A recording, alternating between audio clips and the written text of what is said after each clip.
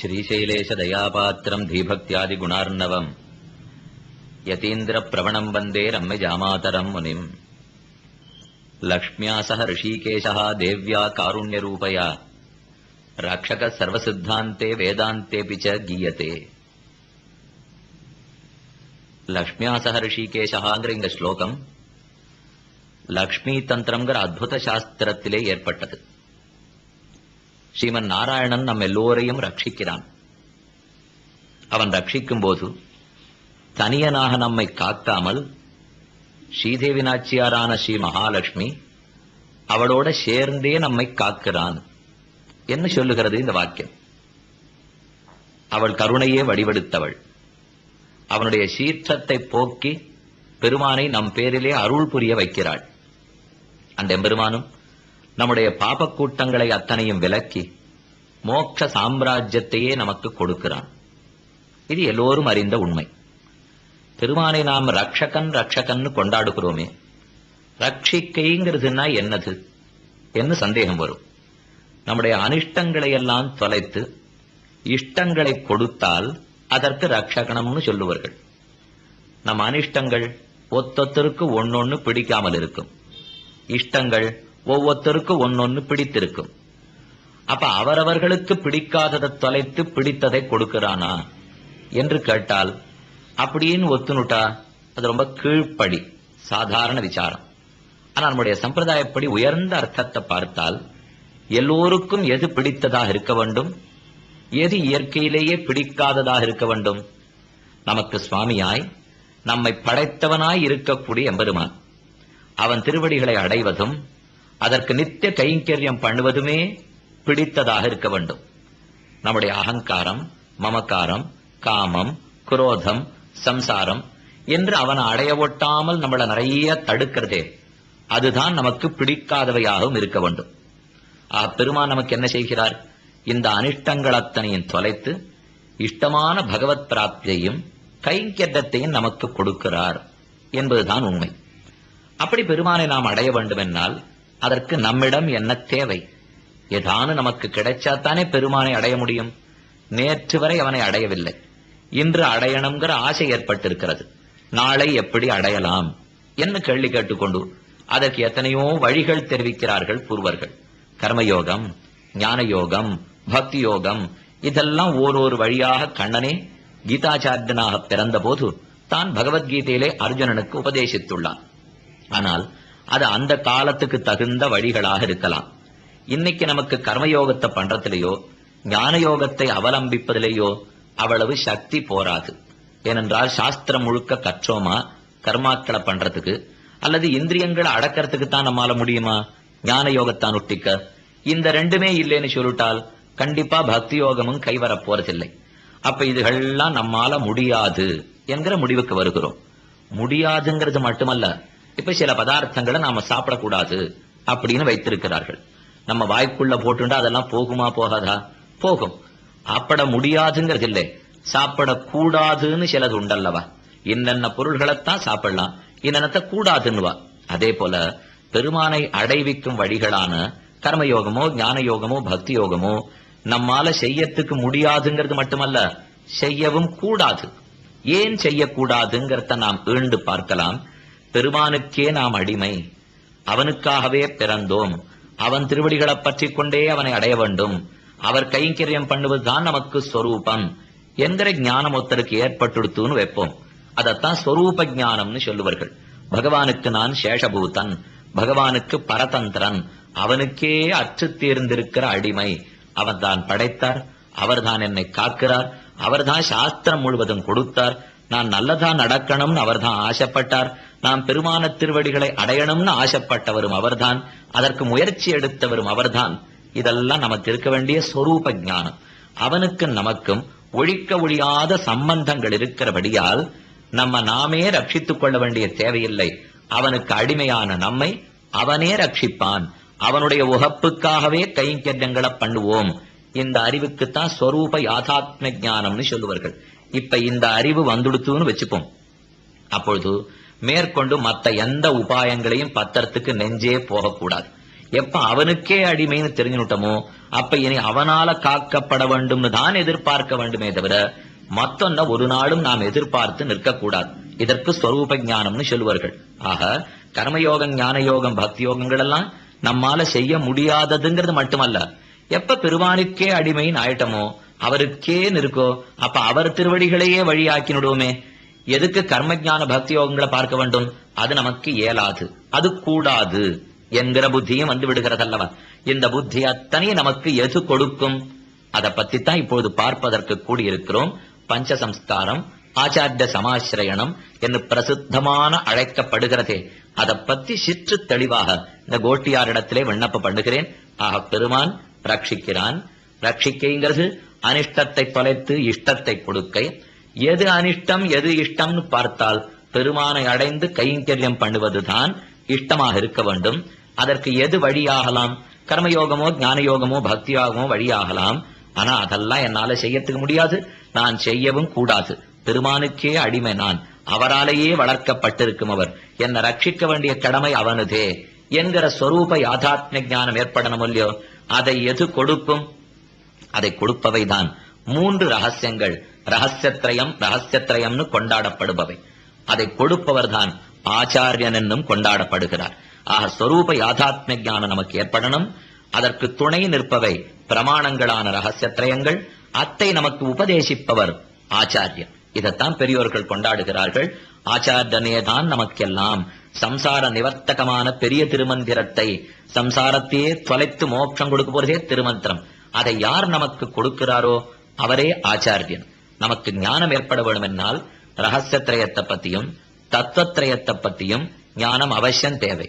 அர்த்த பஞ்சகத்தை பத்தி தெரிந்தாக வேண்டும். அது எல்லாமே முமுட்சுக்களுக்கு தேவைன்னு சொல்லுவார்கள். மோட்சத்துக்கு போகணுங்கிற ஆசை யாருக்கு இருக்கிறதோ, இந்த ஜென்மம் வரைக்கும் மாறி மாறி பல படிகளா பிறந்துட்டோம், இனி மேற்கொண்டு பிறக்கிறது கூடாது, பகவானுடைய திருவடிகளே அடைய வேண்டும், இருக்க வேண்டிய காலம் வரை கைங்கரியம் பண்ணி ஸ்வஸ்தமாக இருக்க வேண்டும் என்று யாருக்கெல்லாம் ஆசை இருக்கிறதோ அவர்களுக்கு முமுட்சுக்கள்னு பேர். மோட்சத்துக்கு போக வேணும்னு ஆசைப்படுபவன் முமுட்சு. அந்த முமுட்சு ரகசியத்ரய ஞானத்தை பெற வேண்டும், அர்த்த பஞ்சக ஞானத்தை பெற வேண்டும், தத்துவத்ரய ஞானம் ஏற்பட வேண்டும். ஸ்வஜானம், பிராபக ஞானம், பிராப்ய ஞானம் முமுட்சுபிகி ஞானத்ரயம் உபாதேயம் ஏதது அந்நது ந கிஞ்சன. தன்னை பற்றிய ஞானம், பெருமானை பற்றிய ஞானம், அவனை அடைவிக்க போகிற வழியை பற்றின ஞானம். இந்த மூணும் தான் லோகத்துல தெரிஞ்சுக்க வேண்டியது. மத்தது தெரிஞ்சுண்டும் தெரிஞ்சுக்காமலும் ஒண்ணுதான் என்ன பெரியோர்களுடைய வாக்கியம். அப்பேற்பட்ட ஞானத்தை நமக்கு கொடுப்பவர் தான் ஆச்சாரியன். இந்த ஞானம் பெற்றாத்தானே மேற்கொண்டு பெருமான் அனுகிரகிக்க போறார். அப்ப ஞானத்தை பெறுவதற்கு ஆச்சாரியனை சென்று கிட்டியாக வேண்டுமே. அதையே ஆச்சாரிய சமாசிரயணம்னு கொண்டாடுகிறோம். ஆசிரயணம் அவரையே புகலிடமாக பற்றுவது. ஆச்சாரிய சமாசிரயணம் ஆச்சாரியனையே புகலிடமாக பற்றுவது. அப்படி நாம் போய் பற்றும் போது நம்மிடத்திலே 5 சம்ஸ்காரங்களை ஆச்சாரியன் பண்ணுகிறார். அதற்கே பஞ்சசம்ஸ்காரம் பஞ்சசம்ஸ்காரம்னு பெயர். ஆச்சாரியனிடத்துல போய் பற்றுகிறோம், அவர் பஞ்சசம்ஸ்காரம் பண்ணுவிக்கிறார். அதனால நமக்கு ஏற்படுகிற நன்மை என்ன? அதற்கு முன்பாக ஆச்சாரியங்கிற பேருக்கு என்ன அர்த்தம், குருங்கிற பேருக்கு என்ன அர்த்தம்னு பார்ப்போம். ஆசினோதிகி சாஸ்திரார்த்தான். ஆச்சாரியன் தான் முதலிலே சந்தேகம் இல்லாம சாஸ்திரங்களை தெரிஞ்சுக்கிறார். அடுத்தது தெரிஞ்சின்ற அத்தனையும் தான் நடைமுறைப்படுத்துகிறார், அனுஷ்டானத்திலையும் கொண்டு வரார். மூணாவது தன் சிஷ்யர்களுக்கும் அதை உபதேசித்து அனுஷ்டிக்கும்படி தூண்டுகிறார். இதெல்லாம் பண்ணுபவர் தான் ஆச்சாரியன். திருமந்திரம், துவயம், சரமஸ்லோகம் என்கிற ரகசியத்ரயங்களை உபதேசிப்பவர் தான் ஆச்சாரியன். மேலே குருன்னு ஒரு சொல்லு பார்க்கிறோம். எல்லாருக்கும் குருன்னா தெரியும். குகாரஹா அந்தகாரஹா, அஜ்ஞானம் என்னும் இருட்டு கு என்னும் எழுத்தாலும், ருகாரஸ்தன் நிரோதகா அத்தை ஓட்டி விடுபவர் என்கிற பொருளிலே ரு என்கிற எழுத்தும் வந்து குருகு அறிவின்மை அஜ்ஞானம் என்னும் இருளை போக்கி ஞானத்தையே நமக்கு ஓட்டுபவர். அதுக்குத்தான் குருகுன்னு பேர் சொல்லுவார்கள். அதனாலே ஆச்சாரியனிடத்திலேயும் குருவினிடத்திலேயும் அபார பக்தி நமக்கு இருக்க வேண்டும். மந்திரத்திலும் மந்திரத்துக்குள்ளீடான வஸ்துவிலும் மந்திர பிரதனான ஆச்சாரியன் பக்கலிலும் பிரேமம் கனக்க உண்டானால் அது காரியகரம். பிள்ளை லோகாச்சாரியர் அழகா தெரிவிக்கிறார். மந்திரம்ங்கிற திருமந்திரத்திலேயும் மந்திரத்துக்குள்ளீடான வஸ்து திருமந்திரத்தாலே சொல்லப்பட்ட பகவானிடத்திலேயும் மந்திரத்தையே நமக்கு கொடுத்த ஆச்சாரியன், இவர்கள் 3 பேரிடத்திலையும் பக்தி ஏற்பட்டுட்டா தானே மோட்சம் நமக்கு கிடைக்கிறது. மந்திரே தத் தேவசாயாஞ்ச ததா மந்திர பிரதே குரோ த்ரிஷு பக்தி சதா காரியா சாகி பிரதம சாதனம். நமக்கு முதல்ல தேவையது இந்த 3 பேரிடத்திலே பக்தி தான் என்று ஓதுகிறது. ஆச்சாரியர்கள் பல பேர் உண்டு சம்பிரதாயத்திலே. ஆனால் இவர்கள் எல்லார காட்டிலும் உத்தாரக ஆச்சாரியன். கீழே ஒருத்தர் கிணத்துல விழுந்துட்டார், கையை பிடிச்சு மேல தூக்கி விடுற இல்லையோ, அதே போல சம்சாரம் என்னும் பாழும் கிணத்திலே விழுந்திருக்கிறோம். எந்த வழி போக வேண்டும்னு தெரியவில்லை, திக் பிரமம் பிடித்து அலைகிறோம். அப்படி இருக்கிறவாளுக்கெல்லாம் கையை பிடிச்சு தூக்கி விடுறதுக்காகத்தான் புண்ணியாம்போஜ விகாசாய பாபத்வாந்த க்ஷயாயச்ச ஸ்ரீமான் ஆவிரபூத் பூமௌ ராமானுஜ திவாகரஹ. ஜெகதாச்சாரியரான சுவாமி ராமானுஜர் சித்திர மாசத்திலே திருவாதிரை நட்சத்திரத்திலே ஸ்ரீபெரும்புதூர்ங்கிற திவ்யதேசத்திலே ஆதிசேஷனுடைய அம்சமாகவே திருவவதாரம் பண்ணினார். அவர்தான் சம்சாரம் என்னும் பெருங்கடலிலே விழுந்து நோவுபடுவர்களை கை தூக்கி விடக்கூடிய உத்தாரக ஆச்சாரியன்னு சொல்லுவார்கள். ஏன் அவருக்கு மட்டும் அந்த தனிச்சிறப்பு? ராமானுஜர் ஸ்ரீபெரும்புதூரிலே பிறந்தார், காஞ்சிபுரத்திலே காலக்ஷேபம் பண்ணினார். சிவையிட்டவ சந்தானத்தை ரட்சிப்பதற்கும் அரங்கத்தையே ரட்சித்துக் கொடுக்கவும் ஸ்ரீரங்கத்துக்கு வந்து சேருகிறார். அந்த சமயத்திலே ராமானுஜர் பெருமான உள்ள சேவிக்க போறார். அப்பொழுது நம்பெருமாள் ராமானுஜருக்கு ஒரு பட்டம் கொடுத்து பதவி கொடுத்து, இனி நீர்தான் நம்முடைய 2 விபூதிக்கு நாயகர் உடையவர் என்கிற பெயர் கொடுத்தான். உடையவர்னா சொத்தை உடையவர். உடையவர் பகவானுக்கு எது சொத்து? நாம் இருக்கிற இந்த லோகங்கள் எல்லாம் சொத்து. இதற்கு லீலா விபூதின்னு பேர். அவன் எப்பொழுதுமே தான் அடியார்களோட ஆனந்தமாக இருக்கிறானே, அதுக்கு ஸ்ரீவைகுண்டம் நித்திய விபூதின்னு பேர். ராமானுஜரே, இனி லீலா விபூதியும் அதில் உள்ளார் எல்லாரும் உமக்கு சொத்து. இனி நித்திய விபூதியும் உமக்கு சொத்து. நீர் பார்த்து ஆருக்கு மோட்சம் கொடுக்கிறீரோ அவர்கள் பரமோதத்துக்கு வந்து சேரலாம் என்று பெருமான் ஆணையிடுகிறான். அதனாலதான் அவருக்கு உடையவர் உடையவர்னு பேர். அதோடல்ல, விஷ்ணுலோக மணிமண்டப மார்க்கதாயின்னு சொல்லுவார்கள். விஷ்ணுலோக மணிமண்டபத்துக்கு போகக்கூடிய வழியையே காட்ட வல்லவர் சுவாமி ராமானுஜர். அவர் நம்மை எல்லாருக்காகவும் சேர்த்து ஸ்ரீரங்கநாதன் முன்பாக ஸ்ரீரங்கநாச்சியாரை முன்னிட்டு கொண்டு இற்றைக்கு கிட்டத்தட்ட 1000 வருஷங்களுக்கு முன்னால் ஒரு பங்குனி மாசத்திலே உத்திரம் திருநக்ஷத்திரம் தன்றை தினம் கத்தியத்திரயத்தை சாதித்து பிராட்டிய முன்னிட்டு கொண்டு பெருமான் திருவடிகளிலே சரணாகதி அனுஷ்டித்தார்.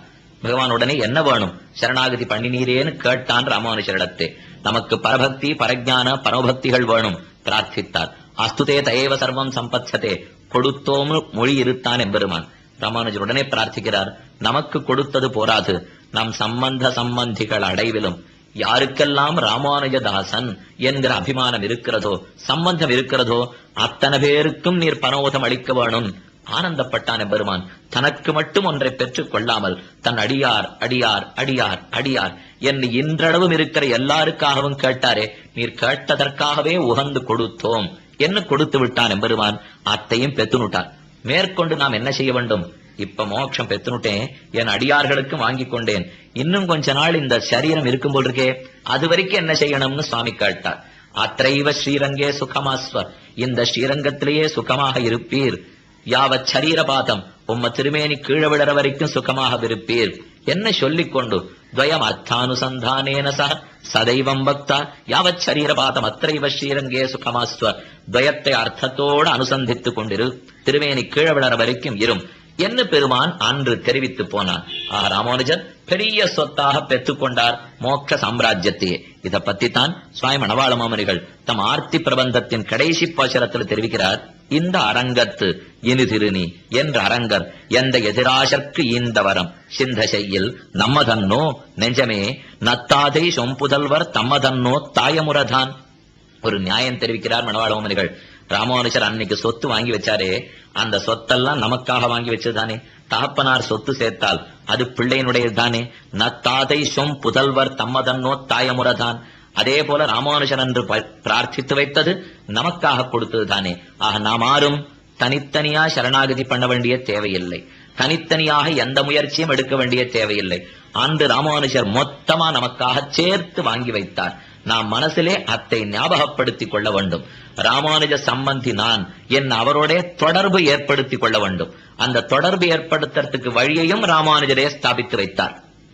தனக்கு பிற்பாடு பஞ்சசம்ஸ்காரங்களை பண்ணி ஆச்சாரிய சமாசேனம் மூலமாக தன்னோடு ஒரு தொடர்பையும், அதனால் ஸ்ரீவைஷ்ணவனான தன்மையும், அதனாலே மோட்சத்தை பெருமான் கொடுக்கிற அளவுக்கு ஆக்கிறதுக்காக 74 சிம்ஹாசனாதிபதிகளை ஏற்படுத்தி வைத்தார். அவர்கள்லாம் ராமானுஜருடைய பிரதிநிதிகள். நாம போய் அவர்கள் திருவடிகளை பற்றினால் அவர்கள் தங்கள் ஆச்சாரியன் மூலமாக ராமானுஜர் திருவடிகளை பற்றினவர்கள். ராமானுஜரோ நேரே நாதமுனிகளை தானும் ஆளவந்தார் மூலமாக பற்றினவர். நாதமுனிகள் நம்மாழ்வாரை பற்றினவர். நம்மாழ்வார் ஸ்ரீரங்கநாச்சியாரையே பற்றினவர். அவரோ ஸ்ரீரங்கநாதனை பற்றினவர். சுவாமி கூரத்தாழ்வானே சாதித்தார் அல்லவா, ராமானுஜாங்கிரி சரணோஸ்மி குலப்பிரதீபா. நாம் ராமானுஜரை பத்தினோம். அவர் தன்னாச்சாரியன் தன்னாச்சாரியன் தன்னாச்சாரியன். எல்லோரும் தேவப்பெருமாளைத்தானே காஞ்சி தேவராஜனை பற்றி இருக்கிறோம். அதனால் இது சங்கிலி தொடர போல பெருமானோட நமக்கு தொடர்பு ஏற்படுத்தி கொடுக்கும். ஆக ராமானுஜ சம்பந்தம் ஏற்பட்டுட்டா ரங்கநாதன் மோட்சம் உண்டுன்னு சொன்னார். அந்த சம்பந்தத்தை ஏற்படுத்திக்கிறதுக்கு வழி தேவை. அதற்குத்தான் 74 சிம்ஹாசனாதிபதிகளையும் சுவாமி ஏற்படுத்தினார். இதுக்கு ஒரு அழகான ஸ்லோகம் உண்டு. லக்ஷ்மி நாதாக்கிய சிந்தவ் ஷடரிபு ஜலதா பிராப்ய காருண்ய நீரம் நாதாத்ராவ் அபியசிஞ்சத் ததனு ரகுர்வராம்போஜ சக்ஷுத்யராப்யாம் கத்வாதாம் யாமுனாக்கியம் சரிதமச யதீந்திராட்ச பத்மாகரேந்திரம் சம்பூர்ய பிராணி சஸ்ய பிரவஹதி பகுதா தேசிகேந்திர பிரமௌகைஹி. சமுத்திரத்திலே நிறைய தண்ணீர் இருக்கும். அந்த தண்ணீரை மேகங்கள் வந்து முகர்ந்து கொள்ளும். உப்பு தண்ணீர் அல்லவா, மேகமத்தை சுத்தி படுத்தி நல்ல தண்ணீராக குடி தண்ணீராக மாற்றும். மேகங்கள் எல்லாம் மலை பேரிலே பொழியும். மலை அருவிகள் மூலமாக அது கீழே வரும். காட்டாறு மூலமாக ஓடும். கடைசியா சிறு சிறு வாய்க்கால்கள் மூலமாக நம் அளவுக்கு வந்து சேரும். பயிர் பண்றதுக்கோ தீர்த்தமாடுறதுக்கோ குடி தண்ணீருக்காகவோ. அதே போலத்தான் இந்த ஸ்ரீவைஷ்ணவ குரு பரம்பரையும். லக்ஷ்மிநாதன் அந்த பெருமானே பெரிய கடலை போலே. ஆனால் அந்த கடல்ல எத்தனைதான் நீர்ங்கிற கருணை இருந்தாலும் செருக்கு, கோபம், சுவாதந்திரியம் அப்படிங்கிற உப்பு கூடவே கலந்திருக்கோ இல்லையோ. மேகம்தான் நம்மாழ்வார்னு வைத்துக் கொள்ள வேண்டும். லக்ஷ்மிநாதன்கிற கடலிலிருந்து அவன் கருணை என்னும் தீர்த்தத்தை முகர்ந்து கொண்டு நம்மாழ்வார்ங்கிற கருணையே வடிவெடுத்ததான மேகம் நாதமுனிகள்ங்கிற மலை பேரிலே பெய்கிறது. அந்த நாதமுனிகள்ங்கிற மலையிலிருந்து 2 மலை அருவிகள் மூலமாக உய்யக் கொண்டார் மணக்கால் நம்பிகள். அவை சேர்ந்து ஆளவந்தார்ங்கிற பெரிய ஆற்றிலே வந்து சேருகிறதாம். அவர் மூலமாக 5 பேர் ஆச்சாரியர்கள். பெரிய நம்பிகள், பெரிய திருமல நம்பிகள், திருக்கோட்டியூர் நம்பிகள், திருமாலையாண்டான், ஆழ்வார் திருவரங்கப் பெருமாள் அரையர். இந்த ஆறுகள் மூலமாக பெரிய ஏரிய போல ராமானுஜரிடத்திலே வந்து சேர்ந்தது. ஏரியிலே 74 மதகுகள். அதன் மூலமா தண்ணீர் வெளியே புறப்பட்டு ஓரொரு ஜீவாத்மாவும் உய்வடையும்படி செய்கிறது. பெருமானுடைய கருணை என்னும் நீர் நம்மாழ்வார்ங்கிற மேகத்தாலே முகரப்பட்டு நம்மளவும் வந்து சேர்ந்து சொல்லியோ. அதுக்கு நடுவுல மொத்தமா பெரிய அணைக்கட்டு. ஏரியார் ராமானுஜர் தானே ஏரிய போன்றவர். அந்த ஏரியினிடத்திலிருந்துதான் 74 மதகுகள் புறப்பட்டு இன்றளவும் நாமும் ஆனந்தமா பகவானுடைய கருணையை குடித்து வருகிறோம். ஆக ராமானுஜ சம்பந்தம் ஏற்பட்டால் மோட்சம் உண்டுங்கிறத நம்பெருமாள் தெரிவித்தான். ராமானுஜ சம்பந்தத்துக்கு வழி என்ன? 74 சிம்மாசனாதிபதிகளுடைய வம்சத்திலே வந்த ஆச்சாரியர்களை அடைதல். அதனால ஆச்சாரிய சமாசேனம்ங்கிறது மிக முக்கியமாகிறது ராமானுஜ சம்பந்தத்துக்கு. இப்ப 2 வழிகள்ல தெரிவிக்கிறேன், அழகா அடியார்கள் புரிந்து கொள்ளலாம். ஒரு பக்கம் ராமானுஜ சம்பந்தத்தாலே மோட்சம் நம்பெருமாள் சொன்ன வார்த்தை, அதற்கும் ஆச்சாரிய சமாசேனம் வேணும். மற்றொரு பக்கம் அர்த்தபஞ்சக ஞானம், தத்துவத்ரய ஞானம், ரகசியத்ரய ஞானத்தாலே மோட்சம். அதுதான் நமக்கு சொரூப ஞானத்தை ஏற்படுத்துறது. சொரூப ஞானம் ஏற்பட்டுட்டாலே நாம் பெருமானுக்கு அடிமை, அவன் தான் நம்ம ரட்சிக்க வேண்டியவங்கிற உணர்வு நம்ம இடத்துல ஏற்பட்டு விட்டாலே பெருமான் ரட்சித்து விடுகிறான். அந்த ரகசியத்ரயம் முதலானவர்களை உபதேசம் பெறுவதற்கும் ஆச்சாரிய சமாசேனம் தேவைப்படுகிறது. ஆக இப்ப 2 வழியும் எங்க கொண்டு போய் நம்மளை விட்டது? ஆச்சாரிய சமாசேனத்திடத்தே. அப்படி நாம் ஒத்தொத்தரும் நம் குடும்பத்தவனுடைய ஆச்சாரியனை பற்றுகிறோம். அவர் கிரகஸ்தராக இருக்கலாம், அவர் சன்னியாசியாக இருக்கலாம். அந்த ஆச்சாரியனையே ராமானுஜருடைய பிரதிநிதியாக கொண்டு நாம் சமாசேனம் பண்ண வேண்டும். இப்படி ஆச்சாரியனை பத்தி புகழப்படுகிறதே, அவருக்கு அத்தனை சக்தியா? அவர் மோட்சம் பெற்றுக் கொடுத்து விடுவாரா? எனக்கு ஞானத்தவர் ஏற்பட்டு கொடுத்துருவாரா? இதற்குன்னு ஒரு மகாச்சாரியர் பிறந்தார். பிள்ளை லோகாச்சாரியர்னு அவருக்கு திருநாமம். லோகாச்சாரியாய குரவே கிருஷ்ணபாதஸ்ய சூனவே சம்சார போகி சந்தஷ்ட ஜீவ ஜீவாத்தவே நமஹ 18 ரகசிய கிரந்தங்களை சாதித்தார். அதிலே தலையாய ஸ்ரீவச்சன பூஷணம் 6 வசனபூஷணத்தின் அழ்பொருளெல்லாம் அறிவார். 6 சொன்னேரில் அனுட்டிப்பார். ஓரொருவர் உண்டாகியல் அத்தனகான் உள்ளமே எல்லாருக்கும் அண்டாததன்னோ அது. சுவாமி மணவாள மாமர்கள் உபதேச ரத்னமாலையில தெரிவிக்கிறார். கிரந்தம் என்னால் ரகசியம் என்னால் ஸ்ரீவச்சன பூஷணம். அதன் அர்த்தம் கஷ்டமா இருக்கிறா போலே தோத்தும், ஆனா ஆனந்தமா ஆச்சாரியன் திருவடிகள்ல ஒரு பக்தியோடு அதை வாசிக்க ஆரம்பிச்சுட்டோம்னா அத்தனை சுலலிதமாக அர்த்தங்களை நமக்கு வருஷிக்கும். அந்த பெரியவர் தான் இந்த ஆச்சாரிய சம்பந்தம்னா என்ன, சரணாகதிங்கிறது என்ன, எப்படி ஈஸ்வரன் நமக்கு மோட்சத்தை கொடுக்கிறான், ராமானுஜ சம்பந்தத்தினுடைய வைபவம் என்ன, இது இத்தனையும் நமக்காக எடுத்துரைத்தார். அதுக்கு வியாக்கியானம் அனுகிரகித்த மகாச்சாரியர் என்னால் விசதவாக் சிகாமணிகளான சுவாமி மணவாள மாமன்களையே சொல்ல வேண்டும். மணவாள மாமன்களுக்குண்டான வாக் வன்மை உலகமே அறிந்ததுதான். விசத வாக்கு, விரித்து விரித்த அர்த்தங்களை சொல்லி எல்லாருக்கும் புரிய வைக்கக்கூடிய வாக்கு வன்மை. அந்த வாக்கு வன்மைக்குத்தான் ரங்கநாதனே மயங்கினான். அவரிடத்துல ஈடு கேட்க வேண்டும் என்று ஆசைப்பட்டான். ஈடு 1 வருஷம் காலக்ஷேபம் முடிந்தது.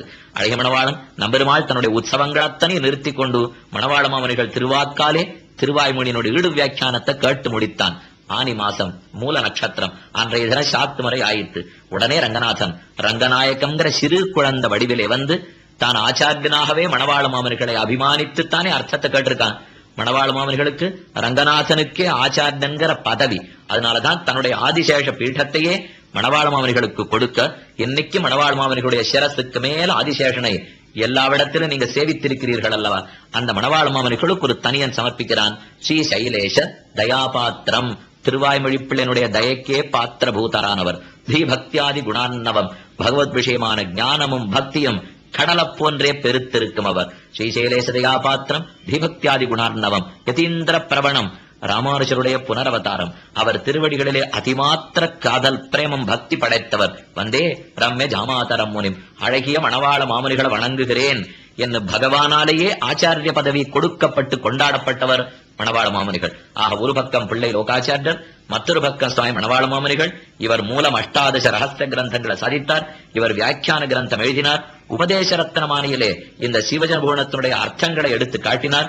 ஆச்சாரியனுடைய வைபவம் என்னாங்கர்த்த தம் உபதேச ரத்னமானியிலே தெரிவித்தார். இந்த 2 பேருடைய கிரந்தத்தை ஓரளவு நாம் தெரிந்து கொண்டால்தான் ஆச்சாரிய வைபவமே புரியும், ஆச்சாரிய சம்பந்தமே கிட்டும். ஏன், மோட்சமே அப்பொழுதுதான் ஏற்படும். அத்தனை சீரிய கிரந்தங்களை பெரியோர்கள் சாதித்தார்கள். அதுல சொல்லப்பட்டதிலிருந்து சிறு சிறு துளிகளாக 2-3 உங்களிடத்திலே பகிர்ந்து கொள்ளுகிறேன். ஆச்சாரியனுக்கு இத்தனை வைபவம் வருவதற்கு காரணம் அவன் வேற ஆறும் அல்லன், பகவத் அவதாரமே ஆச்சாரியன். மத்ய கூர்ம வராக நரசிம்ம முதலான தசாவதாரங்களை பெருமான் பண்ணி பார்த்தார். திருந்தர்தா தெரியல, கடைசியா ஆச்சாரியனாகவே பிறந்தார். மக்னான் உத்தரத்தே லோகான் காருண்யாது சாஸ்திரபாரினான், தானே கீழே பிறந்தான். சகதியிலே இருக்கும் சம்சாரிகளை மேலே தூக்கி விடுவதற்காக. இப்போ கையில சஸ்திரங்களோட பிறக்கவில்லை, சாஸ்திர புஸ்தகத்தோட பிறந்தான். கீழே பண்ணின அவதாரம்லாம் சாஸ்திரத்தை பிடிச்சிருந்தது. இப்ப அவதாரம் சாஸ்திரத்தை பற்றின அவதாரம். அவனே ஆச்சாரியராக பிறந்திருக்கணும்னா எத்தனை ஏற்றம் அந்த ஆச்சாரிய குலத்துக்கு இருக்க வேண்டும். இந்த வாக்கியம் பிரசித்தமானது. குருரேவ பரம் பிரம்ம, குருரேவ பராகதி, குருரேவ பராவித்யா, குருரேவ பராயணம், குருரேவ பரக்காம, குருரேவ பரந்தனம், யஸ்மாத் தது உபதேஷ்டாசௌ தஸ்மாத் குருதரோ குருஹு. குருதான் நமக்கு பிரம்மத்துக்கே நிகராக கொண்டாடப்பட வேண்டியவர். அவர்தான் பரபிரம்மம், அவர்தான் ஒரே கதி, அவர்தான் அறியப்பட வேண்டிய வித்யை, அவர்தான் அடைந்து கைங்கரியம் பண்ணப்பட வேண்டியவர், அவர்தான் ஆசைப்பட வேண்டியவர், அவர்தான் நமக்கு சொத்தே. அதனால பகவானுக்கு நிகராக வைக்க வேண்டும் என்று பிரமாணம் சொல்லுகிறது. மாத்ரு தேவோ பவ, பித்ரு தேவோ பவ, ஆச்சாரிய தேவோ பவ, அதிதி தேவோ பவ என்று வேதாந்தமும் ஓதித்தல்லவா. அதனால நம்முடைய குரு ஆச்சாரியனை பெருமானுக்கே நிகராக வைக்க வேண்டும். பாபிஷ்டா க்ஷத்ரபந்துச்ச புண்டரீகச்ச புண்ணியகிருத், பாபிஷ்டனாக க்ஷத்ரபந்துன்னு ஒருத்தன் இருந்தான். அவனும் ஒரு ஆச்சாரிய சம்பந்தத்தாலேயே மோட்சத்துக்கு போயிட்டானோ. ஆச்சாரியவத்தையா முக்தௌ தஸ்மாத் ஆச்சாரியவான் பவேத். ரொம்ப தாழ்ந்த பாபிஷ்டர்கள் கூட கைவிடப்படாமல் தூக்கி விடப்பட்டுடுவார்கள்னா அந்த ஆச்சாரியனுக்கு எத்தனை பெருமை இருக்க வேண்டும். ஏகையைவ குரோர் திருஷ்டியா, ஆச்சாரியனுடைய கண்ணை எடுத்து தராசித்தத்தினுடைய ஒரு பக்கத்துல வைக்கணும். அவருடைய அனுகிரகம், அவருடைய அருட்பார்வை ஒரு பக்கம். இன்னொரு பக்கத்திலே முக்கணான்னு ஒருத்தர் பெயர் பெற்றவர், எண்கணான்னு பெயர் பெற்றவர், 1000 கண்ணன்னு பெயர் பெற்றவர். முக்கணான் பரமசிவனார், எண்கணான் நான்முகன் பிரமன், 1000 கண்ணன் சஹசிரசீருஷா புருஷா சஹசிராட்ச சஹசிரபாத் என்று ஸ்ரீமன் நாராயணன். இவா இத்தனை பேர கண்ணையும் தராசு தட்டு ஒரு பக்கத்துல வைத்து ஆச்சாரியனுடைய அருட்பார்வையை மற்றொரு தட்டிலே வைத்தால் அந்த தட்டுதான் உயரும், இவர்களுடைய அருளத்தனையும் தாழ்ந்து போகும் என்று பெரியோர்கள் சொல்லுவார்கள். ஈஸ்வரன் தான் நமக்கு ஆச்சாரியனை காட்டி கொடுக்கிறான். ஆனா அந்த ஆச்சாரியனாலதான் ஈஸ்வர லாபமே ஏற்படுகிறது. பெருமான் எப்படிப்பட்டவன், எங்கு சேவிக்க வேண்டும், 4000 அர்த்தம் என்ன, ரகசியத்திரையார்த்தம் என்ன, இது இத்தனை நமக்கு சொல்லிக் கொடுப்பதார் நாம கண்டிப்பா தெரிஞ்சுட முடியாது. ஒரு ஆச்சாரியன் தானே நமக்கு சொல்லிக் கொடுக்கிறார். அதனால அவர் திருவடிகளிலே ஆசிரியத்தே தீர வேண்டும். மேலும் பெருமான் திருவடிகள் ஆசிரியிக்கிறத விட ஆச்சாரியன் திருவடிகளிலே ஆசிரியிப்பதற்கு ஒரு ஏற்றம் உண்டு. என்னன்னு பார்ப்போம். இதை பிள்ளலோகாச்சாரியர் தெரிவிக்கிறார். ஈஸ்வரன் இடத்துல நேர போய் பகவன் மோட்சம் கொடு என்று சொன்னால் அது கையை பிடித்து காரியம் கொள்ளுமோ பாதி. ஆச்சாரியன் திருவடிகளை பிடிச்சிட்டு மோட்சத்தை எப்படியாவது பெற்றுக்கொடும்னு பிரார்த்தித்தால் அது காலை பிடித்து காரியம் கொள்ளுமோ பாதி. பெருமான் இருக்கிறார், அவர் கையை பிடிச்சிருந்து நமக்கு வேண்டியதை கேட்கலாம், அவர் திருவடியை பிடிச்சிருந்து கேட்கலாம். சாதாரணமா உலகத்திலேயே வழக்கம், ஒருத்தர் கையை பிடிச்சிருந்து கேட்டா நண்பனாட்டம் வேண்டுகிறோம்னு அர்த்தம், உதறினாலும் உதறி உள்ளாம். ஆனா காலை பிடிச்சுன்னு கேட்டா தாசனை போலே கேட்கிறோம், உதறத்துக்கு வாய்ப்பு குறைவோ இல்லையோ. பெருமான நேர போய் கேட்டுண்டா அவர் கையை பிடிச்சு பிரார்த்திச்சுக்கிறா போலே, உதறினாலும் உதறிவர். நம்ம பந்தத்துக்கு அவர் தான் காரணம், நம்ம மோட்சத்துக்கு அவர் தான் காரணம். இந்த சம்சாரத்துல அழுத்தினது அவர் தான், தானே உபாயமாக இருந்து மோட்சத்தை கொடுக்கிறது அவர் தான். அப்ப அழுத்தறதுக்கு அவர் காரணம், விடுதலைக்கும் அவர் காரணம், பயத்துக்கும் காரணம், பய விலகத்துக்கும் காரணம். பயகிருத்து பயநாசனா விஷ்ணு சாஸ்திரநாம அத்தியாயம் சொல்லி சொல்லியோ, பயத்தவர் தான் ஏற்படுத்துவர், பயத்தவர் தான் போக்குவர். நமக்கு என்ன பயம்னா பயத்தை போக்குறாருன்னு புரியுறது சுவாமி, ஆனா பயத்தை உண்டாக்குறவர் அவர் தான். அவரை நினைச்சா என்னதான் இருந்தாலும் கொஞ்சம் சந்தேகமா தான் இருக்கு என்று சொல்லுகிறோம் அல்லவா. ஆனா ஆச்சாரியனோ பயத்தை போக்குறதுக்கு மட்டும்தான் இருக்காரே தவிர ஒரு நாளும் பயத்தை ஏற்படுத்தவே மாட்டார். அவருக்கு மோட்சம் கொடுக்கத்தான் தெரியுமே தவிர சம்சாரத்துல அழுத்துவதற்கு ஒரு நாளும் தெரியாது. அதனால ஆச்சாரியன் திருவடிகளை பற்றி கொண்டால் அது பெருமானுடைய காலை பிடித்து காரியம் கொள்ளுமோ பாதி, பகவானுடைய திருவடிகளையே பிடித்தா போலே. ஏனென்றால் ஆச்சாரியர்கள் அத்தனை பேர் அவனுடைய திருவடி ஸ்தானம் தானே. அப்ப அவனை பற்றினால் கையை பிடிச்சுன்னு கேட்கிறா போலே, நடந்தாலும் நடக்கலாம், விட்டாலும் விடலாம். ஆனா ஆச்சாரியனை பற்றினால் அது அவனுடைய திருவடிகளையே பற்றுமா போலே. நிச்சயம் காரியம் நடக்குங்கிறதுக்கு சொல்லுவார்கள். அந்த ஆச்சாரியனுடைய சம்பந்தத்தாலதான் ஈஸ்வரனே நமக்கு மோட்சம் கொடுக்கிறான். குலசேகர பெருமாள் ஒரு பாசுரத்துல தெரிவிக்கிறார், செந்தழலே வந்தழல செய்திடனும் செங்கமலம் அந்தரஞ்சேர் வெங்கதிரோர்கல்லால் அரராவால். எங்கேயோ தூரத்தில் இருக்கு சூரியன், தாமரை நம்ம பக்கத்துல இருக்கிற குளத்துல இருந்தது. அந்த சூரியன் உதித்தாத்தான் இந்த குளத்துல இருக்கிற தாமரையே அலர்றது. ஒரு அறிவிலி பார்த்தார், அவ்வளவு தூரத்தில் இருக்கிற சூரியனுடைய ஒளிப்பட்டு அலர்றதே. நான் ஒரு பானை எடுத்து நிறைய நெருப்பு கட்டி தணல் கட்டிகள் அதுக்குள்ள போட்டு இந்த தாமரைக்கு பக்கத்துல கொண்டு போய் வைக்கிறேன், இதான் சூடு கிட்டக்கவே அடிக்குமே, இதை வச்சுன்னு தாமரை மலர்றதா பார்ப்போம்னார். சிரிக்கத்தானே தோணும். அது எங்கேயோ இருக்கிற ஒளிப்பட்டாத்தான் மலருமே தவிர நாம பக்கத்துல இருக்கிற அக்னி துண்டங்களை கொண்டு போய் வைத்தால் மலராதது மட்டுமல்ல, அவை அந்த தாமரையை உலர்த்தியும் விடும். அதனாலே ஒரு தாமரைங்கிறது அலரணம்னா எங்கேயோ இருக்கிற சூரியனை தான் எதிர்பார்க்கணுமே தவிர பக்கத்தில் இருக்கிற நெருப்பை அது ஒரு நாளும் எதிர்பார்க்காது. அதே தாமரை குளத்தில் இருக்கிறச்சே அந்த சூரியன் மலர்த்தினான் இல்லையோ, அந்த குளத்தில் இருக்கிற தண்ணீர்ல இருந்து தாமரை எடுத்து வெளியில போட்டுருங்கோ, அதே சூரியனுடைய ஒளிப்பட்டா தாமரை மலர்றதில்லை, சருகாக உலர்ந்து போகிறது. என்ன ஆச்சரியம்! குளத்துல இருக்கிற வரைக்கும் சூரியன் மலர்த்தினார், குளத்திலிருந்து வெளியில வந்த உடனே சூரியன் உலர்த்தி விட்டார். அப்ப ரெண்டு தெரியறது ஒண்ணு, அதாவது தாமரை மலர வேண்டும் என்னால் சூரியன் தான் மலர்த்த வேண்டும், சூரியன் மலர்த்த வேண்டும் என்னால் தண்ணீரில் இருந்தால் தான் மலர்த்தும். ரெண்டும் தெரியறது சொல்லி. அதே போல அந்த தாமரைய நம்ம ஜீவாத்மான்னு வச்சுங்க, தாமரை மலர்றதுதான் ஆத்மாவனுடைய ஞான ஒளி ஏற்படுறது மலர்றதுன்னு வச்சுங்க. ஆத்மாவனுடைய ஞானம் மலருவதற்கு ஸ்ரீமன் நாராயணனைத்தான் எதிர்பார்க்கும். ஆழ்வார் சாதித்தார், பெயரும் கருங்கடலே நோக்குமாறு உயிரும் தருமனையே நோக்கும் உன் தாமரையாள் கேள்வன் ஒருவனையே நோக்கும் உணர்வு. ஸ்ரீமன் நாராயணனைத்தான் இந்த ஆத்மா ஞான விகாசத்துக்கு எதிர்பார்க்கும்.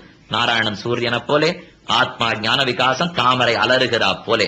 அதனால அவர் தான் அலர்த்தனமே தவிர பக்கத்துல இருந்தெல்லாம் ஒத்துரும் நெருப்பு வைக்கிறேன்னு அலர்த்திடவே முடியாது. வாஸ்தவம். அடுத்த விதிக்கு போவோம். இப்போ அதே சூரியன் இந்த தாமரை எப்பொழுது தெரியுமா அலர்த்துகிறான்? குளத்துல ஜலத்துல இருந்தா தானே. அந்த குளத்து தண்ணீரை போலத்தான் ஆத்மாவுக்கு ஆச்சாரிய சம்பந்தம். ஆச்சாரியன்கிற குளத்து தண்ணீர்ல ஜீவாத்மா இருந்தா தான் பகவான்கிற சூரியன் அத்தை அலர்த்துகிறான். அப்படி இல்லாமல் ஆச்சாரிய சம்பந்தத்திலேருந்து விலகி வந்துட்டோம்னா குளத்திலேருந்து வெளியில தூக்கி போட்ட தாமரைய போலத்தான். அந்த சூரியன் உலர்த்த மாட்டார், உலர்த்தாம தான் அலர்த்த மாட்டார், அலர்த்தாத விட்டா கூட தேவையில்லை, உலர்த்தியும் விடுகிறார் அல்லவா. அதனால ஆச்சாரிய சம்பந்தம்ங்கிறது அவசியம் நமக்கு தேவைன்னு பெரியோர்கள் எல்லாம் தெரிவிப்பார்கள். இதே மணவாள மாமனிகள் ஞானமனுட்டானமிவை நன்னாகவே உடையனான குருவை அடைந்தக்கால் மாநிலத்தீர் தேனார் கமல திருமாமகள் கொடுனன் தானே வைகுந்தன் தரும். மாநிலத்தீர் ஸ்ரீமன் நாராயணன் தானே உங்களுக்கு மோட்சத்தை கொடுத்துருவான். அதுக்கு நீங்கள் செய்ய வேண்டியது வேறொன்றும் அல்ல. சாத்தியோபாயங்களை பத்தி கஷ்டப்படாதீங்கோ. நீங்க சமப்பட்டு செய்ய வேண்டியது ஒண்ணுமில்லை. ஒரே ஒரு உறுதி தேவை, ஆச்சாரியனுடைய திருவடிகளே பற்றுகிற உறுதி. ஞானம் அனுஷ்டானங்கள் நன்றாக உடையனான குருவை அடைந்த கால். ஒரு ஆச்சாரியனை பத்துட்டீள்னா ஏன் அடைந்த கால்னு மனவாளவர்கள் சொல்றா தெரியுமா? அது கொஞ்சம் கஷ்டம்ங்கிறதுக்கு. ஏன்னா பகவான பத்துறதுக்கே இன்னும் நமக்கு ருச்சி வரலையே. ஆச்சாரியனை பற்றுவதற்கு சுலபத்துல ருச்சி வந்துட போறதா? அதனாலதான் குருவை அடைந்த கால் மாநிலத்தீர். ஆனா அடைஞ்சுட்டீள்னா தேனார் கமல திருமாமகள் கொடுனன் தானே வைகுந்தம் தரும். தான் நிச்சயமா நமக்கு சுலபமாக மோட்சத்தை கொடுக்கிறான். இது ஆச்சாரிய சம்பந்தத்துக்கு உண்டான பெருமை, ஆச்சாரியனுக்கே உண்டான தனிச்சீர்மை. அந்த ஆச்சாரியன் செய்ய வேண்டிய கடமைகள் என்ன, சிஷ்யன் செய்ய வேண்டிய கடமைகள் என்ன, அந்த ரெண்டையும் பார்த்தா தான் மேற்கொண்ட ஆச்சாரிய சமாசனம் எவ்வளவு இனிக்கிறதுங்கிறதை நாம் புரிந்து கொள்ளலாம். ஆச்சாரியன் சிஷ்யனை நோக்கி ஒரு கடமையாற்ற வேண்டும், சிஷ்யன் ஆச்சாரியனை நோக்கி ஒரு கடமையாக்க வேண்டும். ரெண்டு பேருக்கும் ஒத்தருக்கொத்தர் கடமை உண்டு. ஆச்சாரியன் சிஷ்யனுடைய ஆத்மா நன்னா இருக்கிறதுக்கு வேண்டிய வழிகள்லாம் பண்ணணும், சிஷ்யன் ஆச்சாரியனுடைய தேகரட்சணத்துக்கு வேண்டிய வழிகள்லாம் பண்ணணும். ஆச்சாரியனுடைய திருமேனியிலேயே சிஷ்யனுக்கு நோக்கு இருக்கணும், ஆச்சாரியனுடைய குடும்பம் திருமாளிகையிலேயே சிஷ்யனுக்கு நோக்கு இருக்கணும். அதே சமயத்தில் சிஷ்யனுடைய ஆத்மா நன்னா இருக்கணும், மோட்சம் போறதுக்கு வழி தேடணும், கைங்கரிய ஸ்ரத்தை இருக்கணும், அவனுக்கு ஞான விகாசம் ஏற்படணும். இதிலேயே ஆச்சாரியனுக்கு நோக்கு இருக்க வேண்டும். இது மனோளவனுக்கு சாதிக்கிறார். ஆச்சாரியன் சிஷ்யன் ஆறுயிரை பேணுமவன், தேசாரும் சிஷ்யன் அவன் சீர்வடிவை நேசமுடன் நோக்குமவன். ஆச்சாரியன் சிஷ்யனுடைய ஆறுயிர் ஆத்ம ரட்சணத்திலே நோக்கோடு இருக்க வேண்டும். அதே சமயத்துல சிஷ்யன் ஆச்சாரியனுடைய சீர் வடிவை அவருடைய திருமேனியிலேயே ஆசை கொண்டு இருக்க வேண்டும். அவர் திருமேனிக்கு ஒரு வாட்டம் வந்துடக்கூடாது, அவர் குடும்பத்துக்கு வாட்டம் வந்துடக்கூடாது, அவருடைய தேக யாத்திரைக்கு வேண்டிய அத்தனை அடியேன் பண்ண வேண்டும் என்ன இவன் மனசுல உறுதியான எண்ணம் வேணும். எதற்காக? அவர் பண்ணுகிற உபகாரத்தினுடைய ஸ்மிருதி. நமக்கு ஆச்சாரியன் எவ்வளவு பெரிய ஒத்தாசை உதவி பண்ணிருக்காருங்கிறதை ஒரு நிமிஷமும் நினைக்க நினைக்க அதுக்கு நாம பண்றதெல்லாம் ஒரு சரக்கே இல்லைன்னா அப்படிங்கிற அளவுக்கு இவன் மனசிலே தோன்றிவிட வேண்டும். பின்பழகராம் பெருமாள் ஜீயர்னு ஒருத்தர் இருந்தார். பின்பழகராம் பெருமாள் ஜீயர் பெருந்திவத்தினில் அன்பு அதுவு மற்ற மிக்க ஆசை, அபார ஆசையோட கூட நம்பிள்ள வாழ்ந்திருந்த காலத்திலே அவருக்கு சிஷ்யராக இவர் இருந்திருக்கிறார். அந்த பின்பழகராம் பெருமாள் ஜீயருக்கு ஒரு தடவை உடம்பு நோவு சாத்தி கொண்டார். திருமேனி சரியில்லை, ஜுரம் வந்துடுத்துன்னு வச்சுப்போமே. உடனே அதுக்கு வைத்தியரை கூட்டு மருந்தெல்லாம் சாப்பிட்டுட்டார். என்ன இவ்வளவு வைராக்கியத்தோட இருக்கிறவர் போய் வைத்தியரை கூட்டு மருந்து சாப்பிடுறாரே, இன்னும் உலகத்துல இருக்கிறதுக்கு ஆசை போல இருக்கு அப்படின்னு ஊர்ல இருக்கிறவள் எல்லாம் பேசினான். அவர் இடத்துல போய் கேட்டா அவர் பதில் சொன்னாராம், மத்த ஒன்றிலேயும் எனக்கு ஆசை இல்லை, அடியனுடைய ஆச்சாரியன் நம்பிள்ளை, அந்த நம்பிள்ள தீர்த்தம் ஆடிட்டு எழுந்திருந்து வருவர். அப்ப அவர் திருமேனி அழக சேவிச்சுன்னு வருவேன். நெத்தியிலே குறும்பின வேர்வை, அவருடைய திருமுதுகல கோட வருகிற காவேரி தண்ணீர் வேர்வை, இது ரெண்டும் கலந்து வருதல், இதை சேவிச்சுட்டே காலத்தை போக்கிடுவேன். அவர் திருமேனி தான் எனக்கு ரொம்ப முக்கியம் என்ன இந்த பெரியவர் சாதித்து மேலே சுற்றி சுழன்று பரிமாறும். சுத்தி சுத்தி அவர் ஏவ ஏவ கைங்கரியம் பண்ணுவேன். அந்த அளவுக்கு அவர் நமக்கு நன்மை புரிந்திருக்கார். உபகார ஸ்மிருதி இருந்தா ஆச்சாரிய கைங்கரியத்தில் ஆசை வராமல் போய்விடுமா. சரீரம் அர்த்தம் பிராணஞ்ச சத்குரு யோ நிவேதையேது. நம் சரீரம், நம் பொருள், நம் பிராணன் எல்லாவற்றையும் அழகிய ஆச்சாரியனிடத்திலே கொடுத்து விட வேண்டும். நம்மளதெல்லாம் அவரிடத்துல கொடுத்துடணுமா. ஏன்? அவர் பகவானையே நமக்கு கொடுத்திருக்கிறார் அல்லவா. திரும்ப என்ன செஞ்சு விட முடியும் அந்த ஆச்சாரியனுக்காக? ஏதோ நம்மால் என்றதை செய்வதாக நம் சொத்தை அவரிடத்துல கொடுத்துடுறோம். இந்த இடத்துல படலோகாசி அழகா சாதித்தார். ஆச்சாரியன் சிஷ்யன் வஸ்துவை கொள்ள கடவன் அல்லன், சிஷ்யன் தன் வஸ்துவை கொடுக்க கடவன் அல்லன். சிஷ்யன் கொண்டு போய் ஆச்சாரியனத்துல சமர்ப்பிக்கச்சே தன்னோட வஸ்து ஒன்னையுமே கொடுக்கப்படாதான், ஆச்சாரியன் சிஷ்யனோட வஸ்து வாங்கக்கூடாதுன்னார். இது என்ன புரியலையே நமக்கு தோணும். அப்படின்னா சிஷ்யன் தன்னதுன்னு நினைச்ச வஸ்துவை கொண்டு போய் கொடுக்க கூடாது. இந்த சொத்து எப்படியுமே ஆச்சாரியன் அவர்தான் அவரிடத்துல ஒப்படைக்கிறேன் என்கிற எண்ணத்தோட கொடுக்கணுமே தவிர இவன் தன்னதுங்கிற அபிமானத்தோட கொடுக்கவே கூடாது. அதே ஆச்சாரியன் பக்கம் பார்ப்போம். சிஷ்யனுடைய வஸ்துவை வாங்கிக்க கூடாதுன்னா சிஷ்யன் தன்னதுன்னு நினைத்து கொடுத்த வஸ்துவை வாங்கிக் கொள்ள கூடாது. ஆக நாம் ஆச்சாரியனுக்கு எத்த சமர்ப்பிக்க போனோம்னாலும் இந்த விஷயத்துல வேடிக்கையா ரொம்ப ரசமான ஒரு விஷயம் சொல்லுவார்கள். பெருமான் சன்னதிக்கு போனாலும் கையில ஏதாவது வாங்கிட்டு போறோம். வாழைப்பழமோ கல்கண்டோ பாதாம் பருப்போ ஏதோ பழங்களோ வாங்கிட்டு போறோம் இல்லையா. அது நமக்கு பிடிச்சதை வாங்கிட்டு போயிடலாம். ஆனா ஆச்சாரியனிடத்துல போறச்சே அவர் திருவுள்ளத்துக்கு எது பிடிக்குமோ அத்தை கொண்டு போய் சமர்ப்பிக்க வேண்டும். பகவத் விஷயம்னா நமக்கு பிடிச்சது, ஆனா ஆச்சாரிய விஷயம்னா அவருக்கு பிடித்த வஸ்துவை கொண்டு போய் சமர்ப்பிக்க வேண்டும். அப்படி சமர்ப்பிக்கச்சே நம்மதுங்கிற எண்ணத்தோட சமர்ப்பிப்பதே கூடாது. அது அவரது, அவரிடத்திலே கொடுத்தோம். அவர் காட்டி கொடுத்திருக்கிற பெருமானுக்கு நிகரா நாம என்ன இப்ப சமைச்சிட போறோம் என்கிற எண்ணத்தோட கொடுக்க வேணும். இந்த இடத்துல அழகிய கேள்வி ஒண்ணு பிறக்கும், சந்தேகம் ஏற்படும். சிஷ்யனுடைய ஆத்மரட்சணத்துல தானே ஆச்சாரியனுக்கு நோக்கு. அப்ப சிஷ்யனுடைய தேக யாத்திரைக்கு யார் பொறுப்பு? நமக்கு கல்யாணம் ஆகலையா, குடும்பம் இல்லையா, மனைவி பெண்டு பிள்ளைகள் இல்லையா, கணவன் இல்லையா, அப்ப இவர்களெல்லாம் பார்த்துக்கிறதுக்கு வேற யார்கிட்டயோ போய் கையேந்தணும். ஆத்மா மோட்சத்துக்கு போறதுக்கு மட்டும் ஆச்சாரியனிடத்திலே போய் நிற்க வேணும். என்கிறாப்புல எண்ணெய் இன்னைக்கு உலகத்துல பல்கி பரவி கிடக்கிறது. நம்ம தேக விஷயத்தெல்லாம் நாம பார்த்துடணும். ஆச்சாரிய விஷயம் அவர் நம்ம ஆத்மாவை மட்டும் பார்த்துப்பார். அப்ப தேக ரட்சணத்துக்கு கண்ட தெய்வங்களிடத்துல போகலாம், கண்ட பேரிடத்துல போய் கேட்கலாம்னு தோணிடுறது இல்லையோ, கிடையாது. அதற்கும் ஆச்சாரியன் தான் பொறுப்பு. ஆனால் கொஞ்சம் மாறுபட்டு பொறுப்பேற்கிறார். ஆத்ம ரட்சணத்துக்குத்தான் தான் நேர பொறுப்பேற்றுப்பார். அப்ப தேக ரட்சணத்தை என்ன பண்ணுவார்? பகவானிடத்திலே சொல்லி பிரார்த்தித்து நடத்தி கொடுப்பார். ஏன்னு பார்ப்போம். ஆச்சாரியனுக்கு பெருமாள் ஒரு பட்டம் கட்டி பொறுப்பு கொடுத்திருக்கார். நீ தான் இந்த ஆத்மாவனுடைய ரட்சணத்துக்கு பொறுப்பு, மோட்சத்துக்கு அனுப்புனுட்டு. ஆனா எல்லா ஜீவாத்மாக்களுக்கும் உடனே மோட்சத்துக்கு போகுங்கிற எண்ணம் வந்துருமான்னு, வாழற வாழ்க்கைய சுகமா நன்னா செல்வத்தோடும் சீரோடும் சிறப்போடும் வாழ்ந்த அப்புறமானா மோட்சத்துக்கு போறதுக்கு ஆசை வருமே தவிர உடனடியா யாரும் போக போறதில்லை. இப்ப இருக்கிற வாழ்க்கைக்கு எனக்கு வேண்டுமா இல்லையா? அப்ப ஆச்சாரியன் அதுக்கு ஒண்ணும் பண்ண மாட்டேங்கிறாரே, அது அவர் ஒண்ணுமே செய்ய மாட்டார்னு தோணிட்டுனா அப்ப ஆச்சாரிய இடத்துல போகிறதே குறைஞ்சு படும். அதனால பெருமான் என்ன ஒரு அழகான வழி தேடி வைக்கிறான். அப்பன்னா ஆச்சாரிய இடத்துல வர்றவா குறைஞ்சிருவா. ஆச்சாரியனுக்கு இதை கொடுக்கறதுக்கும் சக்தி இருக்க வேணும். ஏன்? ராமானுஜரை பத்தி எல்லாருக்கும் தெரியுமே. அவர் தான் இருந்தால் பொருந்திய தேசம் பொறையும் திரளும் புகழும் நல்ல திருந்திய ஞானமும் செல்வமும் சேரும். ராமானுஜ திருவடிகளை பத்தினவருக்கு கிடைக்காத செல்வம் இல்லை, புகழ் இல்லை, கீர்த்தி எல்லாமே ஏற்படுகிறதாம். குலந்தரும் செல்வன் தந்திடும் அடியார் படுதுயர் ஆயிரவெல்லாம் நிலந்தரும் செய்யும் நீழ்விசும்பருளும் அருளோடு பெருநிலம் அளிக்கும் என்று திருமந்திரம் என்னென்னத்தெல்லாம் கொடுக்குமோ, திருமந்திரத்தை கொடுக்கிற ஆச்சாரியன் அத்தையும் சேர்த்து நமக்கு கொடுக்க மாட்டாரா? ஆனால் அதை நேர கொடுக்க மாட்டார். இந்த சிஷ்யனுடைய ஆத்ம ரட்சணத்துக்கு என்ன பொறுப்பாக்கினீர், தேக ரட்சணத்துக்கு நான் கொஞ்சம் நன்னா பண்ணி கொடுத்தா தான் என்ன நம்பி என்னிடத்துல வருவன். அவன் தேக ரட்சணத்துக்கு என்னென்ன தேவைப்படுறது நீர் பாத்துக்கும் என்ன ஆச்சாரியன் அந்த பெருமானிடத்துல பிரார்த்தித்து விடுவர். பகவான் நமக்கு அந்த தேக ரட்சணத்தை பண்ணி கொடுக்கிறான். ஆக எல்லாத்துக்கும் ஆச்சாரியனிடத்திலே பிரார்த்திக்கிறான். பிரார்த்திக்க வேண்டிய தேவையே இல்லை. இந்த சம்பிரதாயமே அதை ஒத்துக்காது. நமக்கு சொரூப ஞானம் ஏற்பட்டு விட்டால் ஆச்சாரியன் தானே தன்னுடைய கடமையைத்தானே செய்தார்னு பொருள். ஏனென்றால் ஆச்சாரியன் சொன்னதுக்காக மோட்சத்தையே பெருமான் கொடுக்கிறாரே, ஆச்சாரியன் சொன்னதுக்காக ஒரு சின்ன வீடு நமக்கு வாங்கி கொடுக்க மாட்டாரான்னு, இல்ல நல்ல கல்யாணம் பண்ணி வைக்க மாட்டாரா? பெண்ணு பிள்ளைகளுக்கு தான் நல்ல இடத்திலே வாழ்க்கை அமைத்து கொடுக்க மாட்டாரா? மோட்சத்தையே கொடுக்கறதுக்கு ஒருத்தன் தயாரா இருக்கான். இந்த சாதாரண பலங்கள்லாம் சுலபமா கொடுத்து விடுகிறான் எம்பெருமான். ஆச்சாரியன் திருவடிகள் தான் நமக்கு எல்லாமாக கொள்ள வேண்டும்.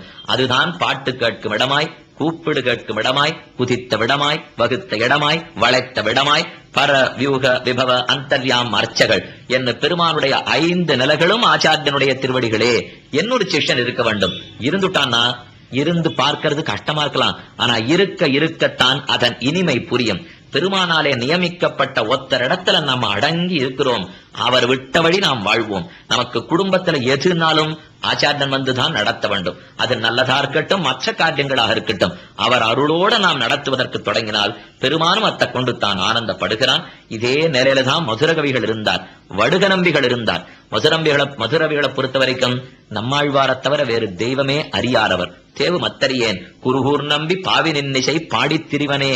அந்த பெருமான் என்ன கைவிட்ட காலத்திலே கூட ஆழ்வாரன் நோய் என்ன கைவிடித்தெடுத்தார். இது மதுரவி ஆழ்வார் சொன்னார். அன்பன் தன்னை அடைந்தவர்கெல்லாம் அன்பன் தென்குருகூர் நகர் நம்பிக்க அன்பனாய் மதுரகவி சொன்ன சொல் நம்புவார்பதி வைகுந்தன் காண்பினே. என் சொல்லு ஆச்சாரியாபிமானம் தான் உத்தாரகம். நம்பிக்கை இருந்தா பற்றுங்கோ, பற்றினீள்னா ஸ்ரீவைகுண்ட பிராப்தி நிச்சயம், ஆழ்வார் அனுகிரகம் நிச்சயம் என்று மதுரவிகள் சொல்லி வைத்தார். வடுக நம்பிகள்னு ஒரு பெரியவர் இருந்தார். ராமானுஜர் வாழ்ந்த காலத்திலே ஆந்திரபூர்ணர்னு அவருக்கு திருநாமம். பால் காய்ச்சி ராமானுஜருக்கு சமர்ப்பிப்பறான். உள்ளுக்குள்ள திருமடப்பள்ளியிலே பால் காய்ச்சின்னு இருக்கார். வாசல்ல நம்பெருமாளுடைய புறப்பாடு ஸ்ரீரங்கத்தை நடக்கிறது. சேவிக்க வாருங்கோள்னு வடுக நம்பிகளை கூப்பிடுறா. ஆனா அந்த பெரியவர் சொன்னார், உங்க தெய்வத்தை நீங்க பார்க்க போறச்சே நானும் கூட வந்தா என் தெய்வத்தை ஆறு பார்க்க? அவர் தெய்வம் சுவாமி ராமானுஜர். அவருக்கு பால் காய்ச்ச வேண்டியதுதான் என் பொறுப்பு. பெருமாள் எழுநாரேங்கிறதுக்காக வாசல்ல வந்து சேவிக்கிறதுக்கு வந்துட்டா பால் அதீதமா காஞ்சி போனாலும் போயிடும். ராமானுஜருடைய திருப்பவளத்துக்கு ஏற்றமாக இருக்காது.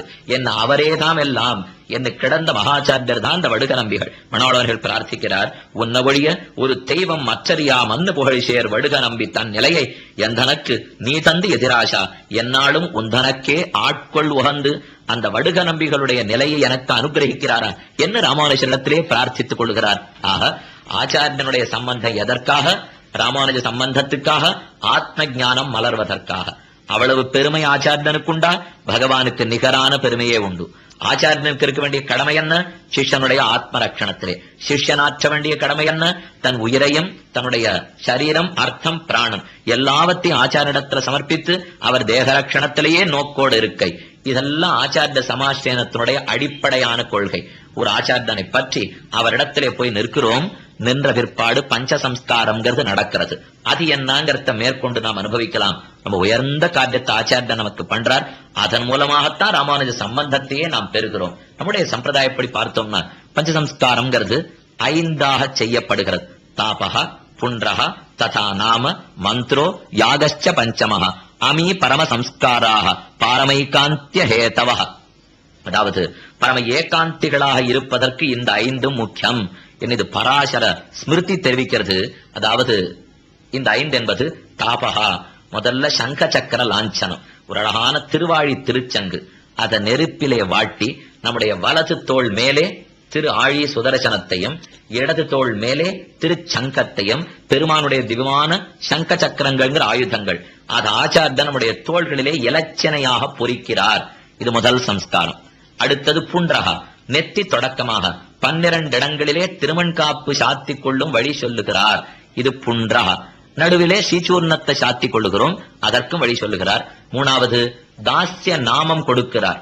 எனக்கு இதற்கு மேலே அடியேன் ராமானுஜ தாசன் என்கிற ஒரு தாஸ்ய நாமத்தை நமக்கு பிரசாதிக்கிறார் அல்லவா, அதன் மூலமாகவே நமக்கு தாஸ்ய ஞானமும் தாசன்னான்கிற ஞானம் ஏற்படுறது, ராமானுஜ சம்பந்தமும் கிட்டுகிறது. இது 3வது சம்ஸ்காரம். 4வது ரகசியத்ரயத்தை உபதேசிக்கிறார். திருமந்திரம், துவயம், சரமஸ்லோகம், இந்த 3 ரகசியங்களையும் உபதேசிப்பர். 5வது யாகம், திருவாராதன கிரமத்தை உபதேசிக்கிறார். இனி இதற்கு மேற்கொண்டுதான் நமக்கு திருவாராதனம் பண்றதுக்கே யோக்கியத்தை, இதற்கு மேற்கொண்டுதான் மோட்சத்துக்கு போறதுக்கே அருகதை. சம்ஸ்காரம்னா என்னன்னு பார்ப்போம். ஒரு பொருள் ஒன்றாக ஆவதற்கு யோக்கியத்தை இல்லாம இருக்கு. புஷ்பம் வாங்கிட்டு போனோம், நேர தேவ பெருமாள் சன்னதிக்கு போனோம், பார்சாதி பெருமாள் சேவிக்கிறதுக்காக போனோம், புஷ்பத்தை கொண்டு போய் அர்ச்சகர் சுவாமி தட்டல் இட்டோம், அவர் உடனே நேர பெருமாளுக்கு சாத்திர மாட்டார். தீர்த்தத்தை எடுத்து மந்திரத்தோட சேர்த்ததை ஜபிச்சுட்டே தெளிக்கிறார். தெளித்த உடனே பெருமாளுக்கு சமர்ப்பிக்கிறார் இல்லையோ. அப்ப நாம வாங்கிட்டு போறச்சே பெருமாளுக்கு யோக்கியத்தையாக அது இல்லை. அவர் பண்ணின சம்ஸ்காரத்தாலே, அவர் பண்ணின செயலாலே அது பெருமானுக்கு சமர்ப்பிக்கப்படுகிறது. அப்ப யோக்கியத்தை இல்லாத ஒன்னை யோக்கியத்தை உடையதாக ஆக்குகிற ஒரு செயல் இருக்கு இல்லையோ, அதுக்கு தான் சம்ஸ்காரம், சம்ஸ்காரம்னு பேர். பஞ்சசம்ஸ்காரம் நம்ம பேர்ல செய்யப்படுகிறதே, அப்ப நமக்கு எதுக்கோ யோக்கியத்தை இல்லே, இப்பதான் யோக்கியத்தை ஏற்படுறதுன்னு ஆறுது. இத்தனை நாளும் மோட்சம் செல்லுவதற்கோ திருவாராதனம் பண்ணுவதற்கோ இதற்கெல்லாம் இவனுக்கு யோக்கியத்தை இல்லை. ஆச்சாரியன் பஞ்சசம்ஸ்காரம் பண்ணி வச்சுடுறார், அதனால இவனுக்கு இத்தனை யோக்கியதைகளும் ஏற்படுகின்றன. யோக்கியத்தை ஏற்படுறது இதனாலே, மோட்சத்தை எப்படியும் கொடுக்க வேண்டியது ராமானுஜ சம்பந்தத்தாலே பெருமான் தான். ஆக அந்த யோக்கியத்தையை கொடுக்கறதுக்காக பஞ்சசம்ஸ்காரங்கள். அதுல முதல் சம்ஸ்காரத்துக்கு தாபகான்னு பேர். ஒரு அழகிய வாதம் கூரேச விஜயம்னு சொல்லுவார்கள்.